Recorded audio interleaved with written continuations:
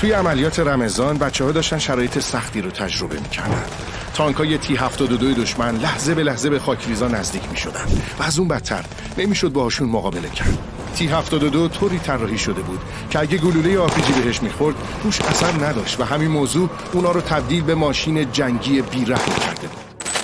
اما یه نفر باید پیدا می‌شد تا شرایط رو تغییر بده و اون یه نفر کسی نبود جز عبدالرسول زرین، تک تیراندازی که اسمش واسه خودیا روحیه بخش بود و برای دشمن حکم مرگ رو داشت. زرین از چشمی دوربین اسلحه چند لحظه اوضاع رو زیر نظر گرفت و بلافاصله بعدش دست به کار شد. اول تیربارچی‌های روی تانک زد، بعد رفت سراغ پریسکوپ‌ها که حکم چشم غول آهنی رو داشتن. سربازای پیاده‌ای هم که اطراف تانک‌ها آروم آروم جلو می اومدن از شلیک‌های دقیق زرین بی بهره نموندن. ورق برگشته بود. دشمن که این شرایط رو دید فرار رو برقرار ترجیح داد و تعدادی از نیروهاشون از داخل تانک‌ها بیرون اومدن و شروع کردن به عقب نشینی.